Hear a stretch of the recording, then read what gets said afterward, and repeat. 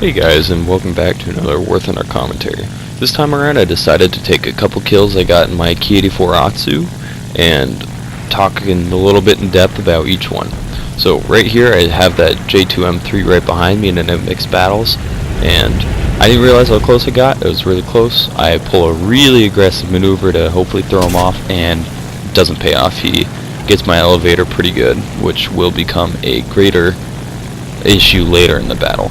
So right here I decide to try and zoom back up 180 around, and right there is one of the Key 84's biggest flaws. Once you get into that 90-degree jackknife, you lose all lift and all stability for it's not a good idea. So right here I can get him, decide to not do it, decide to get some energy, which in my opinion saves me right here. I see him start to come down, and I angle my plane to the least amount of surface area that you can hit, and if I was flat he would have taken my left wing off.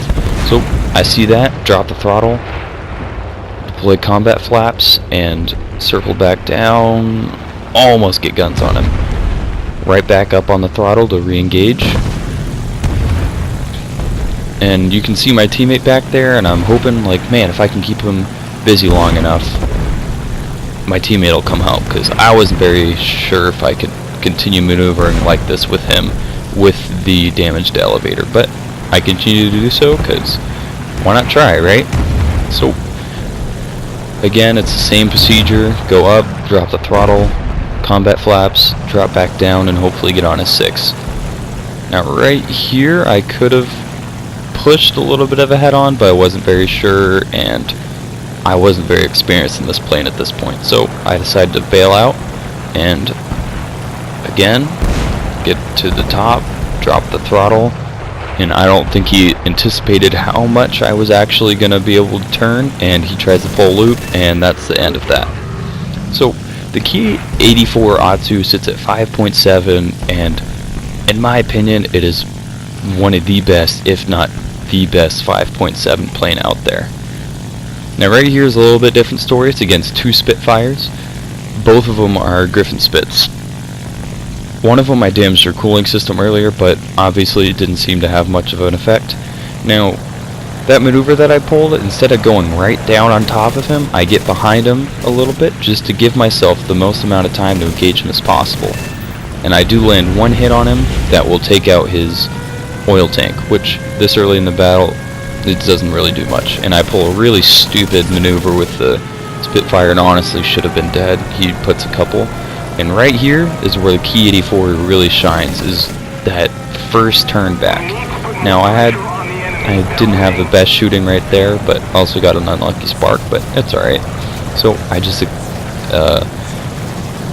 extend from the Spitfire mark, or Spitfire F, and as you can see the J7 lit the other Spit on fire, engaged that one. The second I saw that, I turned around to engage.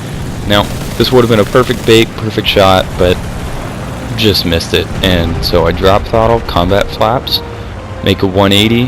He doesn't expect it, last second, bang, pilot snipe. This plane is pretty incredible. I've really enjoyed flying it out. And for the last clip, this is a LA7 that was engaging another friendly Yak 9P. So I gained a little bit of altitude. I thought about pushing this head on, but decided it wasn't worth it at the last second. I didn't feel like throwing this match away that early to a stupid head on. I thought he had more energy, so I looked back, saw he didn't, made a quick circle around, combat flaps, nice simple 180. I don't think he expected that. He stalled out, realized it's just too late, and got another kill. Thanks for watching, guys. I really appreciate it. So I'd like to take this time a little bit to talk about my experiences with this plane.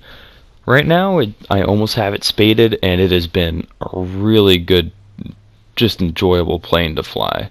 The cannons are phenomenal. There's lots of ammunition between them all. The plane retains energy incredibly. It accelerates pretty well. The climb rate is on par, if not above par, and it just does everything well.